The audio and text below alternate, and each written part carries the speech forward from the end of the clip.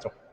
तो आज मैं आपके लिए एक स्पेशल चीज लेके आया हूं, वो ये है कि बच्चों को ऑब्जेक्टिव में कहीं ना कहीं प्रॉब्लम बन रहा है। ऐसा लग रहा है कि यार क्वेश्चन तो हमारे हो पा रहे हैं लेकिन ऑब्जेक्टिव कैसे होंगे। तो एक प्लानिंग के तहत ये काम हम करेंगे। क्या करेंगे थोड़ा समझ लीजिए। काम ये रहेगा कि सर्वप्रथम 1 to 5 चैप्टर नंबर 1 से लेकर 5 तक का एक शॉर्ट इंट्रो, वो सारी महत्वपूर्ण चीजें चैप्टर के बारे में जो ऑब्जेक्टिव में कहीं ना कहीं पूछी जाती है उनको मैं बेसिक से अच्छे से कवर कराऊंगा। देन इसके बाद पीडीएफ मोड में आपको शेयर करते हुए ऑब्जेक्टिव कंप्लीट कराऊंगा। अच्छा, एक बात और बोलना चाहूंगा, यदि आप इस वीडियो को ध्यान से देखते हुए पूरा देखते बेटा बगैर स्किप किए, तो ये मेरी प्रॉमिस है कि इमीडिएटली आपको देखते हुए 40 से 50%, बल्कि इससे ज्यादा भी, मतलब मैं कम से कम बता रहा हूं, है ना, इससे ज्यादा भी जो होगा ना, आपके ऑब्जेक्टिव स्वतः ही आपको देख के ही समझ में आने लगेंगे। नहीं यार, ये सर ने जो पढ़ाया था ना उसमें से ही ऑब्जेक्टिव बन रहा है। ऑब्जेक्टिव ऐसा कुछ कठिन चीज नहीं है, लेकिन थोड़ा सा अंडरस्टैंडिंग हमें मजबूत करने की आवश्यकता पड़ जाती है चैप्टर पे। चलो तो एक एक करके हम समझते हैं क्या चीजें हो सकती हैं। सबसे पहले जो हमारा चैप्टर है वो है रियल नंबर। पहला चैप्टर रियल नंबर। तो रियल नंबर क्या है? दो नंबर का समेशन। कौन कौन से? रैशनल और इनरैशनल। तो रैशनल नंबर क्या है? जो P अपॉन Q के फॉर्म में लिखे जा सकते हैं, है ना, या Q नॉट इक्वल टू 0, वो सारे के सारे नंबर रैशनल नंबर। ये बहुत बड़ा परिवार होता है रैशनल नंबर का। अभी मैं नंबर सिस्टम में जाऊंगा तो वो मेरा मकसद नहीं है, मैं आपको केवल बंस और जो आपके काम की चीजें हैं वो बताना चाह रहा हूं यहाँ पे। P upon Q not equal to 0। अब दूसरी बात आ है इनरैशनल नंबर। तो इनरैशनल नंबर क्या होगा? इसको हम P अपॉन Q के फॉर्म में लिख ही नहीं सकते। ये ठीक है, ये चीजें हो गई रियल नंबर में दो चीजों के बारे में समझने का। आगे है इसमें जो चैप्टर में क्वेश्चन बनेंगे छोटे छोटे, वो बात है सबसे पहले प्राइम फैक्टर। प्राइम फैक्टर, तो पहले अपन प्राइम नंबर को समझ लें तो प्राइम फैक्टर अपने आप समझ में आ जाएगा। प्राइम नंबर क्या है? कि डिविजुअल इटसेल्फ, जो ओनली और ओनली खुद से ही डिवाइड होंगे, है ना, वो क्या कहलाएंगे? आपके प्राइम नंबर कहलाएंगे। तो और फिर आता है प्राइम फैक्टर। जैसे कि फैक्टर मतलब होता है उस नंबर का टुकड़ा करना, छोटे छोटे पार्ट में डिवाइड करना। जैसे कोई नंबर है हमारे पास 20, अब इसको सबसे छोटे नंबर से डिवाइड करो 2, 10, फिर से 2, कितना आया 5, ये इसके प्राइम फैक्टर कहलाए। तो इस टाइप से बहुत सारे क्वेश्चन बनते हैं दो दो नंबर में, और ऑब्जेक्टिव में भी क्वेश्चन आते हैं बेटा। इसके बाद हम इसमें डिवाइड बात करेंगे एलसीएम और एचसीएफ की। किस किस की बात करेंगे बेटा? एलसीएम और एचसीएफ। ये वो महत्वपूर्ण चीजें आपके लिए बता रहा हूं जो कि एग्जाम में हमें कवर करना है और जो कि पेपर में आने की पूरी पूरी संभावना, 100% संभावना है। तो एलसीएम आप जानते हो, लॉगेस्ट कॉमन मल्टीपल, है ना, वो नंबर का वह छोटे से छोटा मतलब मल्टीपल जो कि दोनों की उसमें आएगा, है ना, मल्टीप्लिकेशन में आएगा। हाईएस्ट कॉमन फैक्टर, वो बड़े से बड़ा नंबर जो दोनों नंबर को फुली डिवाइड करेगा वो। तो ये चीजें भी हमें कहा है इसमें देखना रहेगा। आगे है रिपीटिंग। इरेशनल नंबर के बारे में थोड़ा और बता रहा था, क्योंकि इसमें एक एक्सरसाइज जो है ना आपकी 1.2, है ना, वो इसी में बेस्ड है ना। तो देखो इरेशनल नंबर क्या होगा, आपको मैंने बताया था कि इसको हम P अपॉन Q के फॉर्म में क्या कर सकते हैं? नहीं लिख सकते। आगे देखिए थोड़ा सा क्या करना है कि इसको इरेशनल नंबर जो होगा P अपॉन Q के फॉर्म में नहीं लिखा जा सकता। अब इसके एग्जाम्पल को हमको समझने का प्रयास करें तो देखो, जैसे पाई है, ये इनरेशनल नंबर है, √2 है इनरेशनल नंबर है, √3 है इनरेशनल नंबर है, √5 है इनरेशनल नंबर। मेरा कहने का मतलब ये है कि जो परफेक्ट स्क्वायर रूट में नहीं है, परफेक्ट स्क्वायर के फॉर्म रूट के फॉर्म में नहीं है, वो सारे के सारे नंबर जो होंगे वो इनरेशनल नंबर के रूप में आएंगे। एक बात और यहां बताना चाह रहा हूं, यदि इस नंबर में, मेरी बात को ध्यान समझना बेटा, इस नंबर में किसी नंबर को हम ऐड कर दें तो भी ये इनरेशनल नंबर है, किसी नंबर को हम सब्ट्रैक्ट कर दें तो भी हम ये इनरेशनल नंबर ही होगा। इसके बाद यदि हम मल्टीप्लिकेशन में भी जाते हैं, है ना, तो भी ये क्या होगा? इनरेशनल। और डिवाइड में होगा तब भी वह इनरेशनल नंबर ही कहलाएगा। ठीक है, अब देखिएगा ज्यादा इसमें चीजें है नहीं, ये छोटी छोटी चीजें हैं जो मैंने आपको फर्स्ट चैप्टर के लगभग कॉन्सेप्ट वाइज बता दिया। अब आते हैं हम चैप्टर नंबर सेकंड पे। चैप्टर नंबर सेकंड जो है वो है पॉलिनोमियल। चैप्टर नंबर सेकंड क्या है? पॉलिनोमियल, है ना। पॉलिनोमियल मतलब पॉलिनो मतलब मैनी, मियल्स मतलब टर्म, है ना। तो जिसमें मैनी टर्म्स कंटेन होंगे वो कहलाएगा पॉलिनोमियल। अब टाइप ऑफ पॉलिनोमियल की यदि बात करें, देखो वैसे हमें इस चैप्टर में जो पढ़ना है ना, वो पढ़ना है क्वाड्रेटिक पॉलिनोमियल्स, लेकिन इसके बारे में क्योंकि ऑब्जेक्टिव पे मैं बात कर रहा हूं तो एक एक चीज को ध्यान से आपको समझना पड़ेगा, क्या क्या इसमें हम देख सकते हैं। तो इसमें बात आती है टाइप ऑफ पॉलिनोमियल्स। तो टाइप ऑफ पॉलिनोमियल्स हम दो प्रकार से पॉलिनोमियल्स को पता कर सकते हैं, है ना, समझ सकते हैं। कैसे? ये मैं जो बता रहा हूं वो टाइप ऑफ पॉलिनोमियल्स के अकॉर्डिंग आएगा, है ना। तो बेस ऑफ टर्म, टर्म के बेस पे। नंबर है second base of degree, degree के बेस पे। इसके बारे में और भी मैं जानकारी आपको आगे दूंगा। चल, टर्म के बेस पे जिसमें ओनली और ओनली वन टर्म कंटेंट हो वो कहलाएगा बेटा मोनोमियल। क्या कहलाएगा? मोनोमियल। जिसमें ओनली और ओनली वन टर्म कंटेंट हो। लाइक दैट, एक एग्जांपल बता रहा हूं यहाँ पे, a x raise to the power 2, या इसमें पावर का कोई रिस्ट्रिक्शन नहीं है, पावर कुछ भी हो सकता है, X raise to the power 100 कुछ भी हो सकता है, लेकिन टर्म ओनली वन होना चाहिए, वो कहलाएगा क्या? मोनोमियल। दूसरा आता है बाइनोमियल। अब यहां से नाम समझ में आ रहा है, बाय मतलब टू, तो जिसमें टू टर्म्स कंटेंट हो, है ना, वो या तो प्लस के साथ कनेक्ट होंगे या तो माइनस के साथ कनेक्ट होंगे। लाइक दैट, देखो जरा क्या, जैसे 3x² + 5, 9x² + 11। अच्छा एक बात और यहां बता रहा हूं, जो x² है इसके साथ में जो लिखा हुआ है a, ये कॉफिशिएंट कहलाएगा, है ना। तो x² का कॉफिशिएंट यहां पे कितना है? a, और a का कॉफिशिएंट यदि देखा जाए तो x² है। कॉफिशिएंट को भी हमें समझना पड़ेगा, कभी कभी पूछ लिया जाता है। चलो, फिर आता है ट्राइनोमियल। ट्राइनोमियल, तो ट्राइनोमियल आपका नाम से ही क्लियर है, जिसमें 3 टर्म्स कंटेंट हो, ax² + bx + c, ऐसे 5x² + 11x + 9, ये होगा हमारा ट्राइनोमियल। अब चलो बात आगे करते हैं हम डिग्री के बेस पे, है ना। किसके डिग्री की बात हो रही है? वेरिएबल की डिग्री की बात हो रही है। यदि हम बात करें डिग्री 1 है, मतलब पावर 1 है, किसकी पावर की बात कर रहा हूं मैं? वेरिएबल के पावर की बात कर रहा हूं। तो वेरिएबल की यदि पावर 1 है तो उसको बोलेंगे लीनियर। क्या बोलेंगे? लीनियर। लाइक दैट, जैसे ax + b, तो x यहां वेरिएबल है बेटा और इसकी डिग्री कितनी है? 1, ऐसे 5x + 11, ये लीनियर हो गया। दूसरा है क्वाड्रेटिक। क्वाड्रेटिक जिसमें क्या होगा? डिग्री 2 होगी। वेरिएबल की डिग्री कितनी होगी? हाईएस्ट डिग्री कितनी होगी? 2, वो कहलाएगा क्वाड्रेटिक। तीसरा, तीसरा क्यूबिक। क्यूबिक मतलब वेरिएबल की पावर कितनी होना चाहिए? 3 होना चाहिए, हाईएस्ट पावर 3 होना चाहिए, जैसे कि 9x³ + 11x² + 22x + 13। ये मैं ऐसे एग्जांपल लिखा हूं तो आप देखेंगे वेरिएबल जो है ना उसकी, ये पॉलिनोमियल्स में वेरिएबल की हाईएस्ट जो डिग्री है वो 3 है, इसलिए इसको क्यूबिक पॉलिनोमियल बोला जाता है। अब एक चीज और पूछ ली जाती कभी कभी, है ना, वो है डिग्री ऑफ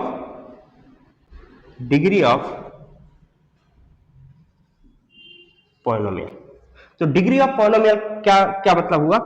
कोई भी हमें पॉलिनोमियल दिया हुआ है उसमें वेरिएबल की हाईएस्ट डिग्री, मेरी बात को ध्यान सुनिए, कोई भी any polynomials highest degree of variable, it is called degree of polynomial. Like that, एक एग्जांपल मैं आपको यहां पे बताना चाहूंगा, जैसे कि मान के चलिए ax⁻9 + bx 5 + cx + d, ऐसा कुछ है। तो आप देख रहे हैं ये पॉलिनोमियल्स है और यहाँ पे वेरिएबल की जो हाईएस्ट डिग्री है वो कितनी है? 9। तो डिग्री ऑफ पॉलिनोमियल्स होगा वो होगा 9। वेरिएबल की डिग्री कितनी है? 9, इसलिए ये। ऐसे देखो, इसमें देखो हाईएस्ट कितनी थी? 3, इसलिए इसको क्यूबिक बोला। इसमें बाइक्वाड्रेटिक भी होता है, बाइक्वाड्रेटिक मतलब जिसमें वेरिएबल की डिग्री कितनी होगी? 4। चलो आगे बढ़ते हैं। चलो आगे हम जो पढ़ने वाले हैं आइडेंटिटी ऑफ पॉलिनोमियल्स, तो कैसे पहचाने कि कौन सा पॉलिनोमियल्स है कौन सा नहीं है। कभी कभी हो जाता है ना, उसने बोल दिया ट्रू फॉल्स में या वन वर्ड में, है ना, कि है कि नहीं है, इसके ऑप्शन भी दे दिए, हमें समझ में नहीं आता, या फिर फिल इन द ब्लैंक्स में भी ये चीजें आ जाती हैं कभी कभी। तो देखो यहाँ पे मैं कंडीशन भरा हूं एस और यहाँ पे नो। आप देखोगे बहुत ही माइनर डिफरेंस होता है दोनों के बीच में। देखो यहाँ पे समझने का प्रयास करो, जैसे ऐसा लिखा है a x square plus b x plus c, तो ये पॉलिनोमियल्स है इसलिए एस वाली कंडीशन में जा रहा है। यदि मान के चलो ऐसा लिख दिया a x minus two plus b x plus c, तो ये पॉलिनोमियल्स नहीं है क्योंकि डिग्री नेगेटिव आ गई, तो degree can not be negative. अगला जैसे a x square plus b upon three x plus c, ऐसा कुछ है, तो ये पॉलिनोमियल से कोई दिक्कत नहीं, चलेगा। लेकिन यदि ऐसा हो गया a x square plus b x की पावर 1/3 या 2/3 जो भी है प्लस सी, तो ये पॉलिनोमियल्स नहीं है। इसका मतलब ये है कि वेरिएबल की जो पावर है, वेरिएबल की जो डिग्री है, वो करना चाहिए, कंफर्म होना चाहिए, फुल होना चाहिए, 2 3 5, है ना, ऐसा नहीं होना चाहिए अपॉन वाला। ठीक है, अगला जैसे a x square plus root b x plus c, है ना, तो ये पॉलिनोमियल्स है। लेकिन यदि ऐसा ही बन गया ये a x square plus b root x plus c, तो ये पॉलिनोमियल्स नहीं है। ठीक है, तो आप देख रहे हैं कितना सिंपल है ना। तो इसमें तीन चीजें हमें पहचानना है, मैं क्या कहना है, क्या है लास्ट में रिजल्ट में देखें तो जो वेरिएबल है उसके बारे में बताना चाह रहा हूं। वेरिएबल की जो डिग्री है वो नेगेटिव नहीं होना चाहिए पहले केस में। दूसरा, वेरिएबल की जो पावर है अपॉन में नहीं होना चाहिए। तीसरा, वेरिएबल जो है वो सट से या रूट में नहीं होना चाहिए। राइट, तो ये तीन चीजों को देखना है आपको। यदि ऐसा है तो वो वेरिएबल नहीं हो, सॉरी पॉलिनोमियल्स नहीं होगा, और ऐसी कोई कंडीशन बनती तो वो पॉलिनोमियल्स होगा। चलिए बेटा अब चैप्टर की कहानी स्टार्ट करते हैं, क्योंकि जो है पढ़ना है वो वास्तव में ये है क्वाड्रेटिक पॉलिनोमियल्स। तो क्वाड्रेटिक पॉलिनोमियल्स क्या होगा, a x square plus b x plus c, है ना, ऐसा पॉलिनोमियल जिसमें एक्स की जो मैक्सिमम डिग्री है, वेरिएबल की जो मैक्सिमम डिग्री है वो 2 होना चाहिए। अब यहां पे समझने का प्रयास करें है यार, जो ए बी और सी ये क्या है, real number. Here A B C are real number, X क्या है, वेरिएबल है। एक बात और, यदि हम क्वाड्रेटिक पॉलिनोमियल्स पढ़ रहे हैं तो ए नॉट इक्वल टू 0, ये भी ध्यान रखना पड़ेगा। ठीक है, क्योंकि यदि ए 0 होगा तो ये क्वाड्रेटिक पॉलिनोमियल्स नहीं रहेगा। फिर इसमें आगे हम बात करेंगे इसके ग्राफ की, ये बहुत महत्वपूर्ण है ना, तो ग्राफ के बारे में आपको बताना चाहूंगा। ग्राफ ये पैराबोला होता है हमेशा,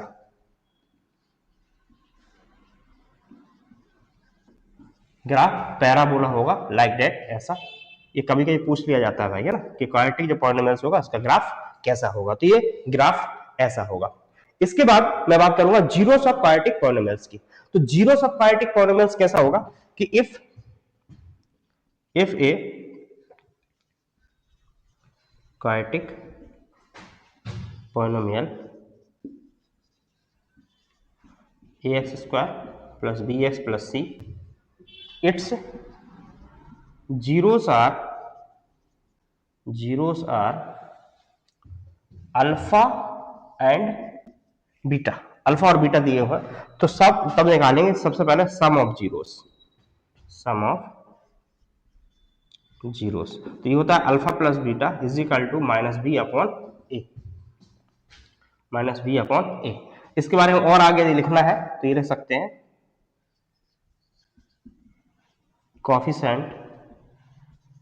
coefficient of minus x upon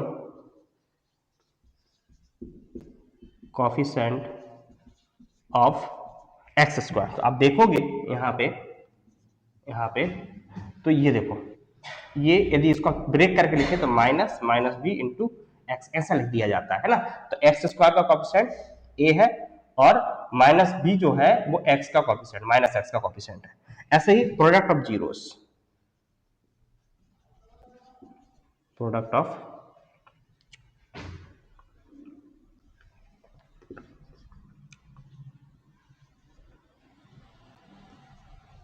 zeros alpha into beta तो ये होता है c अपॉन a। तो क्या होगा ये c जो है वो कांस्टेंट टर्म है, कांस्टेंट टर्म अपॉन नीचे यही चीज लिखी जाती है कोफिशिएंट ऑफ एक्स स्क्वायर। तो ऐसे करें। अब एक बात और यहां बताना चाहूंगा मैं, जो कि ऑब्जेक्ट में पूछ लिया जाता है, इसलिए जो लीनियर पॉलिनोमियल होगा वो ये होगा ए एक्स प्लस बी। अब इसके जीरोस के लिए हम बात करें तो ये होगा, है ना, वो होगा a x plus b is equal to zero. तो a x is equal to minus b, x is equal to minus b upon a, ये अकेला जाएगा। एक बात और, जो लीनियर होगा उसके ओनली वन जीरोस, क्वाड्रेटिक 2 और क्यूबिक के 3। ये बात भी आपको दिमाग में रखना। एक बात और यहां बताना चाहूंगा मैं, यदि हम दो पॉलिनोमियल्स के आपस में ऐड करते हैं तो भी हमें एक पॉलिनोमियल्स ही मिलेगा बेटा। यदि दो पॉलिनोमियल्स को आपस में सेपरेट करते हैं तो भी हमें एक पॉलिनोमियल्स ही मिलेगा, है ना। मल्टीप्लिकेशन डिविजन में भी लगभग लगभग सेम ही रूल है, तो आपको दिमाग रखना है। ऑब्जेक्टिव पॉइंट ऑफ व्यू से ये भी कभी कभी पूछ लिया जाता है। चलिए अब अगले चैप्टर की ओर मूव करते हैं। अगला चैप्टर है हमारा pair of linear equation on two variables. तो pair of linear equation on two variable को समझने से पहले हम linear equation on one variable को समझने का प्रयास करते हैं। तो linear equation on one variable ये होगा ए एक्स प्लस बी, है ना, इज इक्वल टू जीरो लिख सकते हो आप, है ना, ये होगा, ठीक है। तो इसमें a x is equal to solve करोगे तो वैसा ही होगा लगभग, तो x is equal to minus b upon a, ऐसा एक करके वैल्यू आएगी। तो ये अब चूंकि इसको linear of pair equation one variable क्यों बोला जा रहा है, क्योंकि यहाँ पे जो वेरिएबल है ओनली इस इक्वेशन में एक ही है जो कि एक्स से डिनोटेड है। फिर बात आती है लीनियर इक्वेशन टू वेरिएबल, तो इसका स्टैंडर्ड जो फॉर्म होगा वो ये होगा a x square a x plus b y is equal to c. ये इसका स्टैंडर्ड फॉर्म है किसका, लीनियर इक्वेशन टू वेरिएबल का। अब यहाँ पे आप समझने का प्रयास करें तो here A B and C are real number. वही बात जो पुरानी थी एक बार फिर से रिपीट हो गई, रियल नंबर। इसके बाद एक्स एंड वाई आप देख रहे हैं यहाँ पे दो वेरिएबल है, इसीलिए इसको बोला जा रहा है ना। और बहुत अच्छी बात यह है कि दोनों ही की जो डिग्री है वो कितनी है, एक है। तो एक्स और वाई इज अ वेरिएबल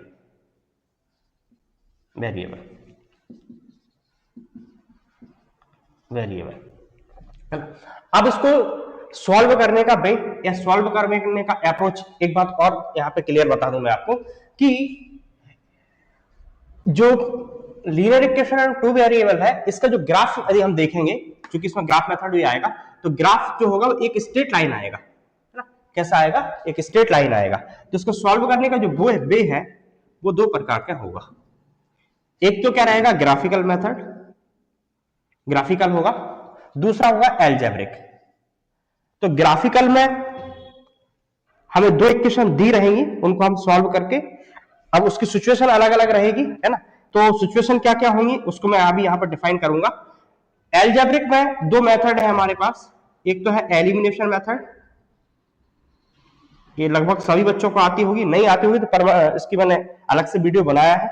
और दूसरा है सब्स्टिट्यूशन मेथड, है ना। इनके बिहाफ, ये बहुत इंपॉर्टेंट चैप्टर है बेटा। पूरे मैथ्स में जो सबसे ज्यादा वेटेज जो रखने वाला चैप्टर है वो यही है।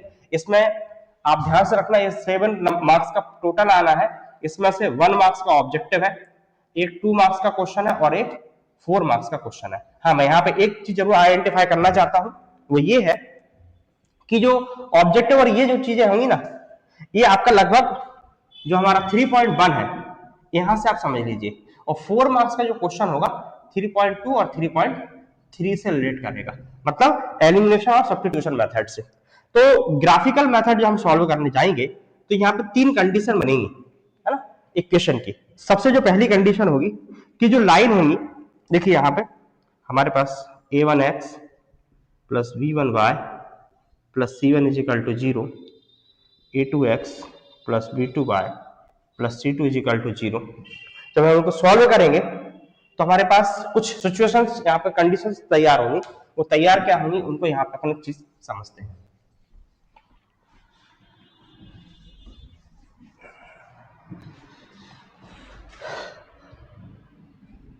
सबसे पहला है ना, no solution, sorry unique solution.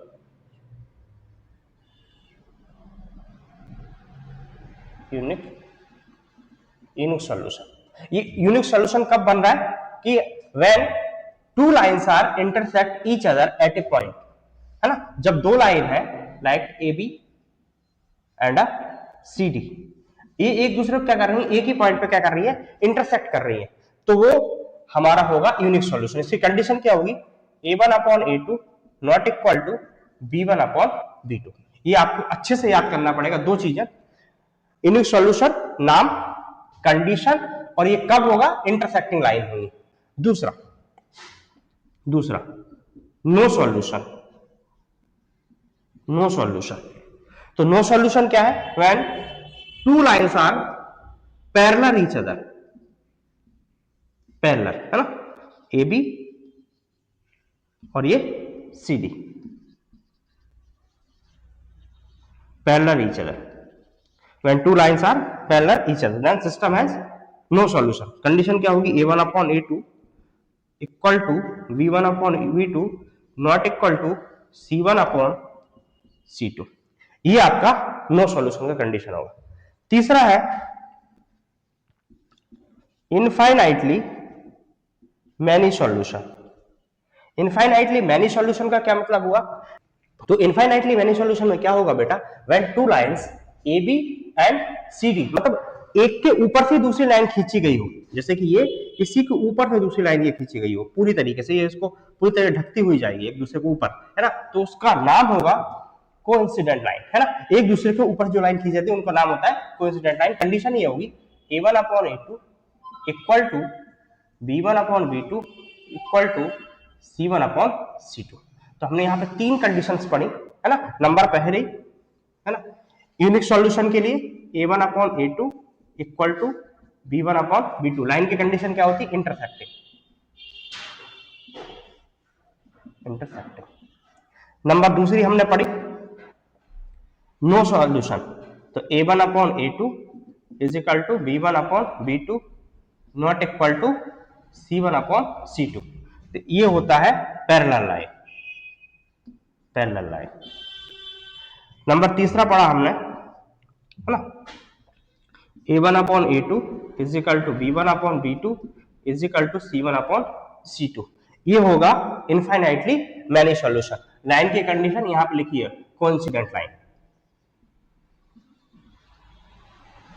अब यहां बात आती है कंसिस्टेंट और इनकंसिस्टेंट का, तो ये दोनों जो होंगी, है ना, फर्स्ट और लास्ट, मतलब सॉरी ये नॉट इक्वल टू आएगा, तो ये दोनों जो होंगी ये होंगी कंसिस्टेंट में और ये होगी इनकंसिस्टेंट, ये वाली, है ना, तो ये भी कभी कभी पूछा जाता है कंसिस्टेंट और इनकंसिस्टेंट क्या क्या होता है।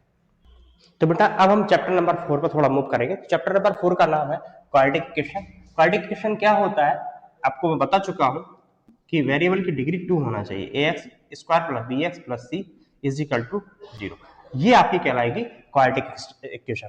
अब इसी का नाम जो दिया गया है स्टैंडर्ड फॉर्म में क्वाड्रेटिक इक्वेशन। एक बात और ध्यान रखना इसमें, वो बहुत नेसेसरी है, वो ये है कि a नॉट इक्वल टू 0, इसकी वैल्यू 0 नहीं होगी। अब यहाँ पे बार बार बताने की जरूरत नहीं है, a b c are real number, है ना, और x जो है वो वेरिएबल है, ये वही चीज है जो कुछ नई नहीं है। अब इसका सॉल्विंग अप्रोच क्या होगा, तो सॉल्विंग अप्रोच देखो पहले थोड़ा ज्यादा था बेटेज, लेकिन कोविड के बाद बेटेज को कम किया गया है, तो यहाँ पे अब जो बची है केवल एक ही मेथड बची है, उसका नाम है स्प्लिट मेथड या फैक्टराइज मेथड, है ना। पहले 3 मेथड हुआ करती थी, उसमें से एक फॉर्मूला बहुत ज्यादा जरूरी है जो श्रीधराचार्य जी ने दिया था, वो ये है, ये फॉर्मूला मेथड कहलाता था, minus B plus minus under root of B square minus 4ac upon 2a। मैं नहीं चाहता कि आपका एक भी क्वेश्चन स्किप हो, एक भी ऑब्जेक्टिव इधर उधर हो, इसलिए ये भी बताना जरूरी था। अब इसमें मैं आपको एक चीज और बताना चाह रहा हूं, वो ये है कि डिस्क्रिमिनेंट, तो डिस्क्रिमिनेंट का फॉर्मूला हम निकालेंगे बी स्क्वायर माइनस 4ac, है ना, ये डिस्क्रिमिनेंट का फॉर्मूला है। इसकी 3 कंडीशंस बनती है। 3 कंडीशंस क्या क्या है आप समझ लीजिए। व्हेन डी ग्रेटर देन 0, 0 से बड़ा है डी की वैल्यू, है ना, तो रूट्स आर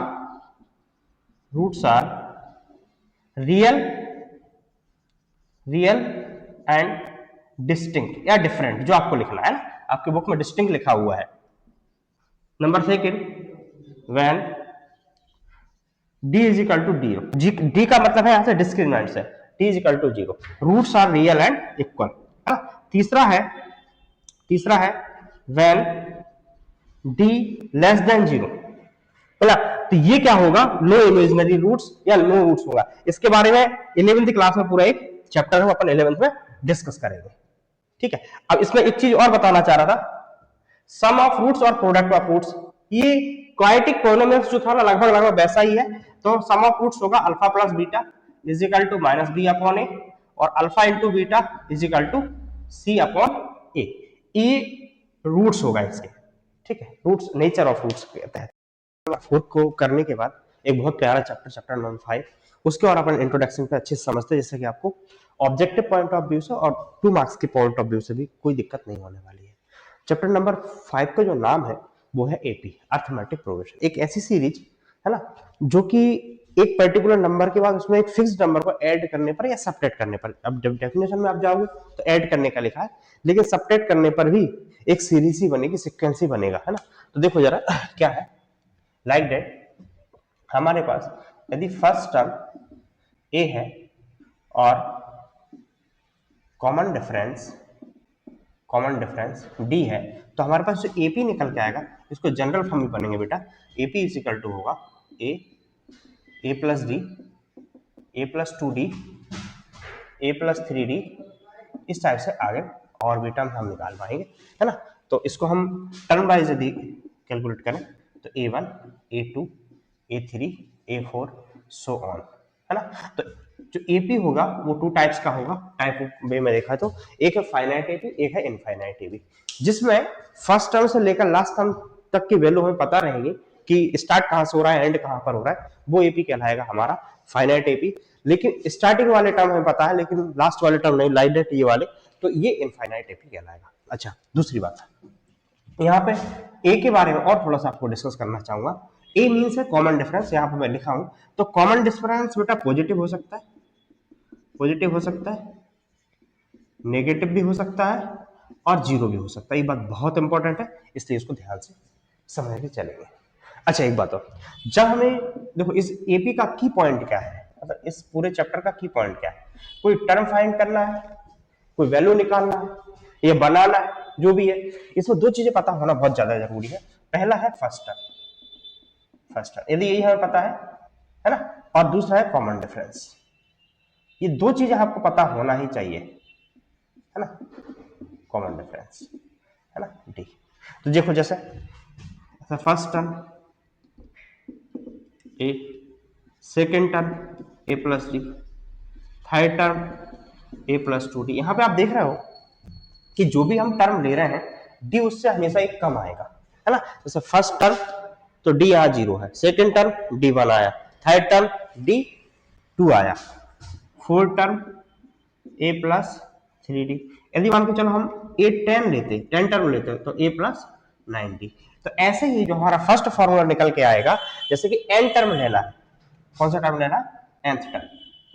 तो nth टर्म जब लेंगे हम बेटा, तो मैंने कहा ना जो भी टर्म हम फाइंड करेंगे उससे डी हमेशा ही कम रहेगा। तो देखो क्या होगा, an is equal to A plus n minus 1 into D. चूंकि n एक नंबर नहीं है इसलिए उसमें माइनस जो भी कर दिया आगे की वैल्यू बना लेंगे, तो ये हो गया n माइनस 1 इंटू डी। ये आपका nth टर्म फाइंड करने के लिए हमारा फॉर्मूला बना। अच्छा, और कुछ फॉर्मूलेज हैं इसमें, वो क्या है उसके बारे में थोड़ी आपको जानकारी दे देता हूं।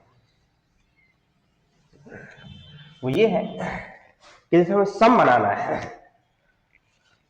इसको एल से भी रिप्रेजेंट करेंगे ना, एल भी रिप्रेजेंट करेंगे। यदि हम लास्ट से एपी का कोई टर्म फाइंड करना है, लास्ट से एन टर्म निकालना है, तो कैसे निकालेंगे ध्यान से देखना। तो ये होगा a n is equal to l plus n minus 1 into minus t. ये थोड़ा याद रखना पड़ेगा आपको, ये थोड़ा अलग फॉर्मूला है और आपकी बुक में है भी नहीं, है ना, लेकिन इस टाइप का एक क्वेश्चन जरूर आपको मिल जाएगा। एक बात और है यहां पे बताना चाहूंगा, सम ऑफ एन टर्म,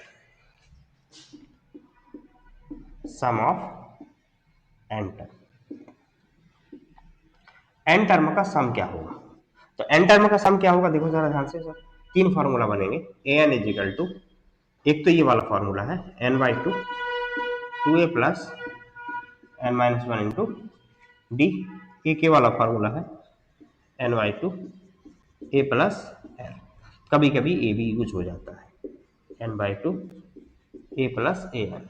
ये दोनों ही फार्मूला बेसिकली एक ही है और ये वाले फार्मूले से ये वाला फार्मूला बना है। अब एक्चुअली मेरे को ऐसा लग नहीं रहा कि इसका मैं प्रूफ करके दिखाऊं, इसलिए प्रूफ अभी रहने दो, जब आपको जरूरत लगेगी ना तब मैं इसको बारे में बताऊंगा, ठीक है। तो अभी इंट्रोडक्शन वीडियो में इतना ही, 5 चैप्टर में, है ना। अच्छे से इसका इंट्रोडक्शन ध्यान से पढ़िएगा, आप देखेंगे इसके बाद आपसे ऑब्जेक्टिव अच्छे से बनने लगे। अब हम नेक्स्ट वीडियो में ऑब्जेक्ट को ही सॉल्व करेंगे, है ना। थैंक्स फॉर वॉचिंग, मस्त रहिए, खुश रहिए और अपनी पढ़ाई को पूरी तरीके से फोकस करिए। बेस्ट ऑफ लक आपके लिए, मिलेंगे नेक्स्ट वीडियो में।